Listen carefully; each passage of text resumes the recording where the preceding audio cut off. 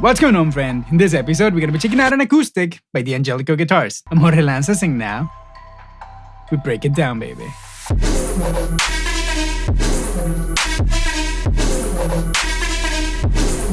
Alright, thank you so much for being here once again, and remember, as usual, like, subscribe, and do all those cool little things that we like to do on YouTube so that you and I can stay in touch with each other. Anyway, like I said,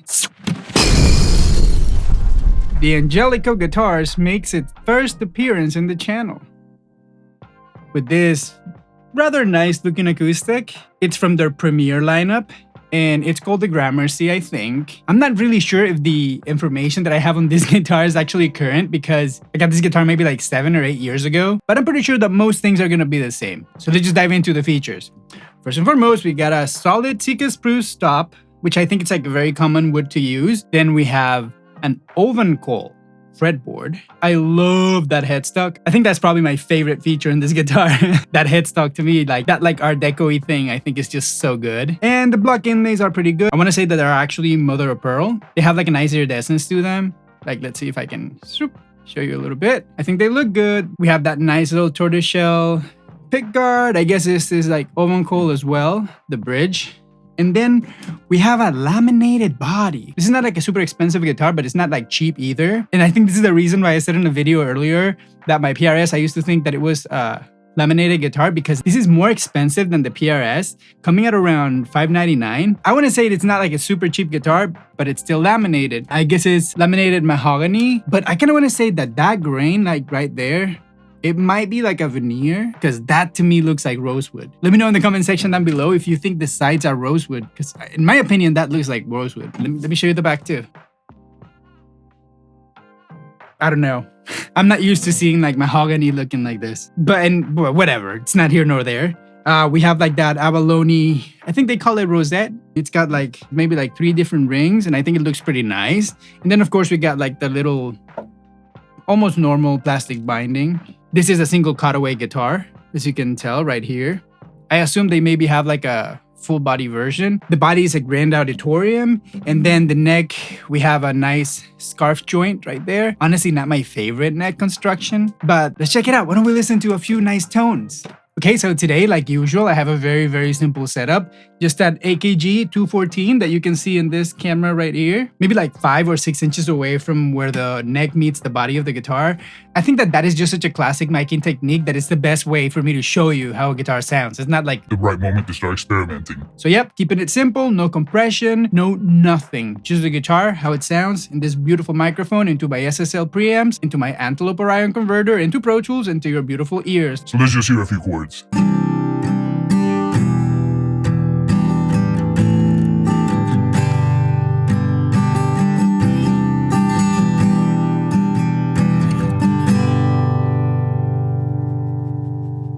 Anyway, like a very fat tone, and with this pick, I think it just sounds really solid. I'm gonna be telling you what kind of pick I'm using just so that you can hear the difference in tone that a pick can make in an acoustic guitar's tone. Okay, let's just do it.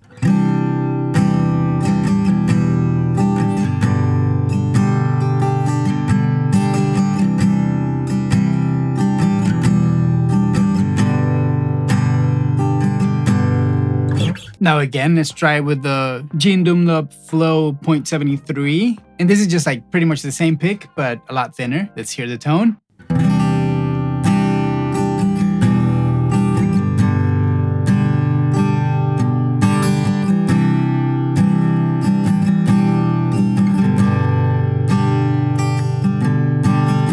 So there you go. Let's do a quick little back-to-back. Boom, boom, boom, boom, boom.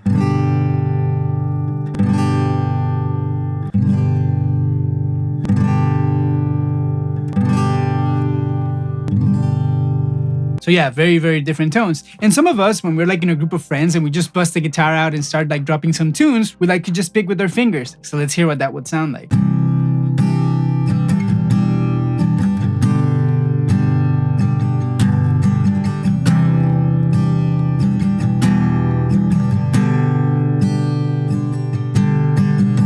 Okay, so after listening to these few tones, what can we say about this guitar? Let me start by saying that the main reason why I have this guitar, it's because one of my mentors gave it to me as a gift. We did a bunch of records together and we always used these guitars to like write songs, and for some reason it always ended up in the record. And we were doing an album for the Kooks, and when we finished that record, he said, hey, you should just keep this guitar, so I kept it. And ever since, it's been my #1 guitar to write songs with. I want to say that maybe it's not my favorite sounding guitar or feeling guitar, but it does have some sort of sentimental value, you know what I mean? It's an acoustic that we wrote many great songs with, and we had a lot of great memories with it, so I think it's just a great guitar for me personally to have. But taking the subjective out of the way and keeping it just 100% objective, I don't really see why you would really get this guitar other than the amazing looking headstock. I mean, just look at that. I think it looks so good. So aesthetics aside, the sound is not like a great sound. It does sound pretty nice and warm, and I like to keep like old strings on it just because it just sounds better in my opinion. I don't like when an acoustic guitar has like all these like top end, like, I don't know, 80s sounding guitars. I like guitars with some warmth, and this guitar sounds decently okay, but I feel like when I realized that it's like almost $600, I just like, honestly, I never fell in love with the sound of it. Like, I've never really used it because I'm like, that D'Angelico acoustic sounds so good. You know what I mean? I feel like if anything, maybe for the price point, I would say it's maybe like any other import acoustic. Honestly, nothing special. It doesn't feel special. It doesn't sound special. I don't want to bash it, but you know what I'm trying to say? When I realized that it's $600, like, if it was like maybe $400, I would be telling you, yeah, it's a good guitar. But when you think that this is $600 and that my PRS Parlor is $500, I'm telling you, that guitar is special. Like when you hear it and you play with it in the room, you sort of fall in love with that guitar. And most people that play it love it. And that's why they always gravitate to that one and not this one, which is fine by me because then I can just use this one. And I'm so used to it that it's kind of like my happy spot. Nothing really great or bad to say. I think that aesthetically, the guitar looks really good, and construction-wise, I don't see that there's any major flaws or problems with it. It's just a nice acoustic to have laying around, but nothing to write home about. I guess that's what you get for $600 nowadays, you know? Like, there's not really much to say about that, other than I'm kind of disappointed that it is laminate. I feel like maybe for $600 it should be solid, but I'm not gonna bash him for that. Good guitar to have, sounds decent, it's not gonna break your bank. If you love the headstock, you have to get a D'Angelico, right? And maybe I should get an electric just so that we can check it out in the channel together. But without further ado, let me put it down. And as usual, like if you like this video, definitely subscribe, stay warm, stay safe, go to the comment section down below and let me know what you think. Other than that, I'm out, my friend.